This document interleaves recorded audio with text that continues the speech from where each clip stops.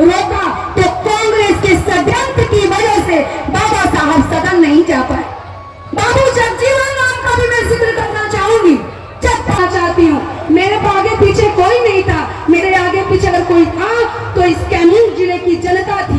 मेरे आगे पीछे कोई था तो मां मुंडेश्वरी की धरती के लोग, जिसकी गोद में जहां मैं जन्म ली और जही सम्मान और स्वाभिमान के साथ कभी भी दलित समाज समझौता नहीं करेगा, नहीं करेगा। और जिस समाज की मैं महिला हूँ, संत शिरोमणि गुरु रविदास जी और बाबा साहब भीमराव अम्बेडकर के सिद्धांतों को आगे बढ़ाने वाली और शिक्षा को हथियार बनाकर जब एक महिला, दलित समाज की महिला जब राजनीति करती है तो निश्चित तौर पे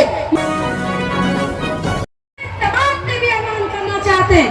हम आपसे कहना चाहते हैं मेरे भाइयों, दलित समाज के लोगों कि कहते हैं कि ये दलितों, कांग्रेस ने दलितों के साथ क्या किया। आप भूलिएगा मत, आपके भगवान बाबा साहब भीमराव अम्बेडकर को सदन में किसी ने जाने से रोका तो कांग्रेस के षड्यंत्र की वजह से बाबा साहब सदन नहीं जा पाए। बाबू जगजीवन राम का भी मैं जिक्र करना चाहूंगी। जब बात प्रधानमंत्री बनने की थी और बाबू जगजीवन राम जी को प्रधानमंत्री का नाम आ रहा था, उस समय भी षड्यंत्र के तहत उन्हें षड्यंत्र के तहत उन्हें आगे आने नहीं दिया गया।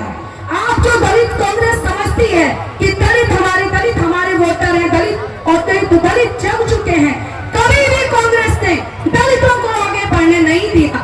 कभी भी आपने बाबा साहब, और कहूंगी कि कभी भी जब जगजीवन राम ने 1975 के आपातकाल, यहाँ जिक्र करना चाहूंगी कि जब देश में आपातकाल लगा था, जब देश में बुद्धिजीवियों, पत्रकारों को जेल में ठूसा जा रहा था, और उस दिन जो जयप्रकाश नारायण के नेतृत्व में जिन्होंने समाजवाद का डंका बजाया और कहा कि आपातकाल के विरोध में जो नेता बन रहे थे, आज वही समाजवादी नेता उसी कांग्रेस की गोद में खेल रहे हैं। और क्यों खेल रहे हैं? समाजवाद की आड़ में परिवारवाद को बचाने के लिए खेल रहे हैं। जिंदाबाद, उमेश कुशवाहा जिंदाबाद। हम हार्दिक वंदन अभिनंदन करना चाहेंगे श्री उमेश कुशवाहा जी का। आपकी रामगढ़ की धरती पर वंदन अभिनंदन करना चाहूंगी।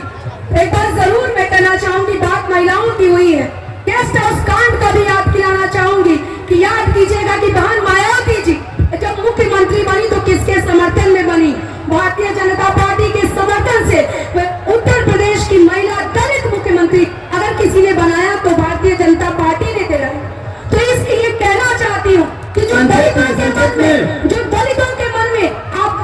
में ठाना गया है कि संविधान खतरे में है, आरक्षण खतरे में है, ये ऐसे कर रही है, बिल्कुल नहीं, बिल्कुल नहीं, कहीं संविधान खतरे में नहीं है, बल्कि आपने संविधान। स्वागत करता हूँ। अब रामगढ़ की धरती पर वंदन अभिनंदन करना चाहेंगे। मैं हार्दिक स्वागत करता हूँ। एक बात एक ही अपील करना चाहती हूँ कि मैं मोहनिया की विधायक हूँ और मैं बहुत ही संघर्ष से हम लोग निकले। मैं किसी परिवार, किसी बैकग्राउंड की राजनीति नहीं करती और मैं कैमूर जिले की बेटी भी और कैमूर जिले की बहू और बहुत गर्व के साथ में इस जिले में राजनीति की है। मैंने 2011 से मैं राजनीति करती रही हूँ, लेकिन एक विधायक के रूप में मैं आप बात कहूंगी कि जो कार्यकर्ता, जो लोग इन्हें सलामी ठोकते हैं, वही मोहनिया में एक दलित महिला को अपमानित करने का भी काम इन्होंने ही किया है।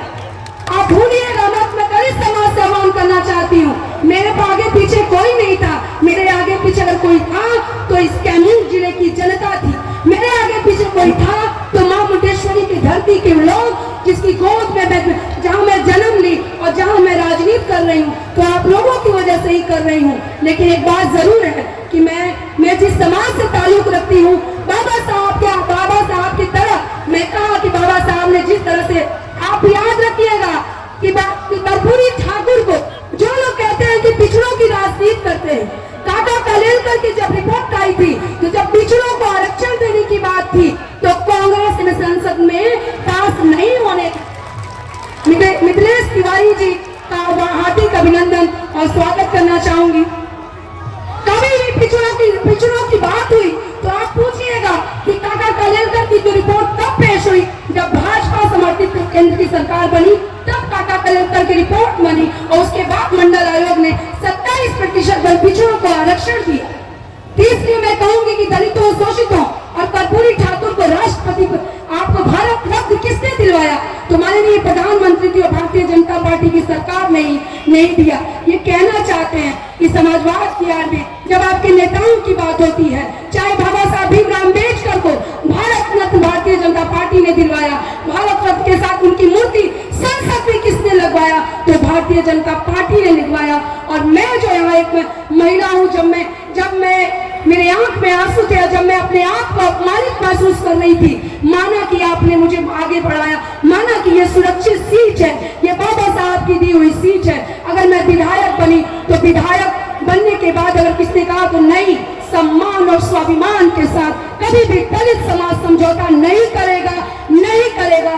और जिस समाज की मैं महिला हूँ, संत शिरोमणि गुरु रविदास जी और बाबा साहब भीमराव अम्बेडकर के सिद्धांतों को आगे बढ़ाने वाली और शिक्षा को हथियार बनाकर जब एक महिला, दलित समाज की महिला जब राजनीति करती है तो निश्चित तौर पे मां मुंडेश्वरी की धरती और मां कुंडेश्वरी और मां छेरावरी की धरती पर मैं प्रण लेती हूँ कि मैं मां मुंडेश्वरी की धरती की बेटी हूँ, कभी भी सम्मान के साथ समझौता नहीं करूंगी और मोहनिया की जनता के लिए, कैमूर की जनता के लिए जान दे दूंगी, लेकिन कभी सम्मान के साथ समझौता नहीं करूंगी।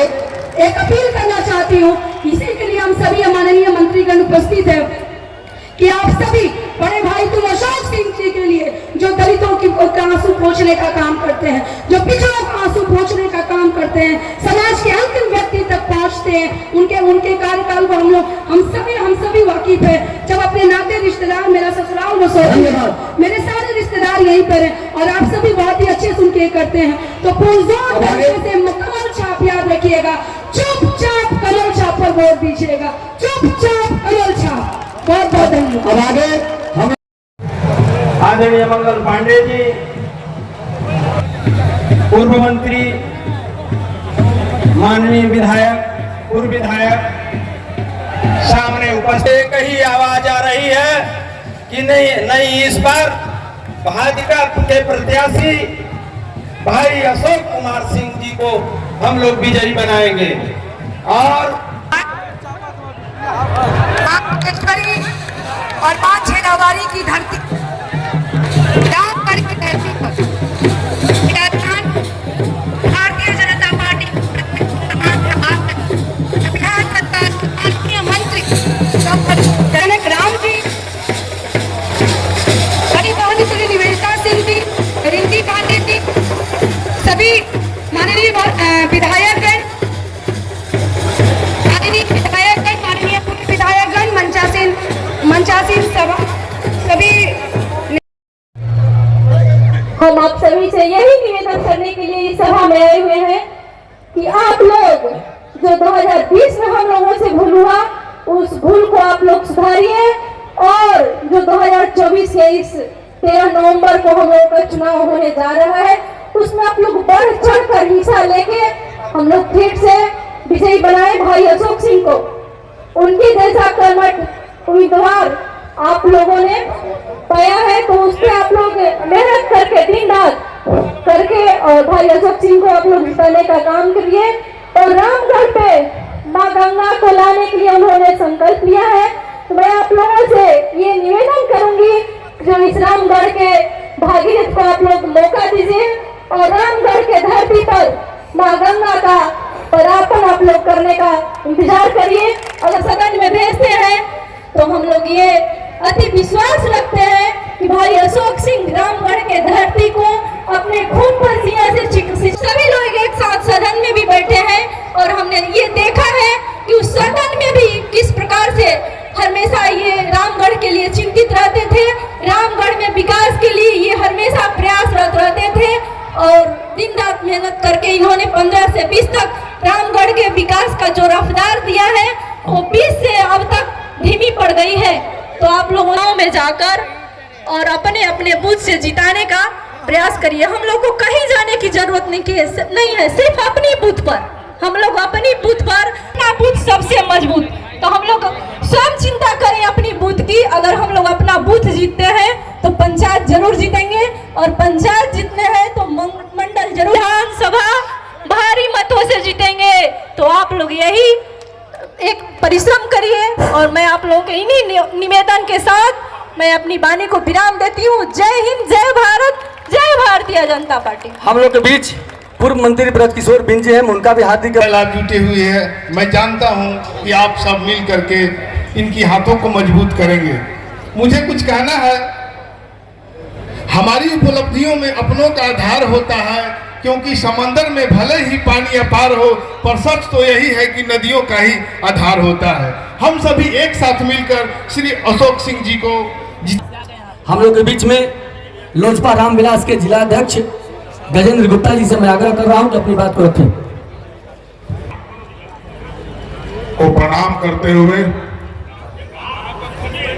आज जीत के लिए अग्रिम बधाई देता हूं। साथ ही साथ आज इस नामांकन सभा के मंच पर उपस्थित बिहार सरकार के उप मुख्यमंत्री, हम सबों के आदरणीय जन जन के नेता आदरणीय श्री सम्राट चौधरी जी, इस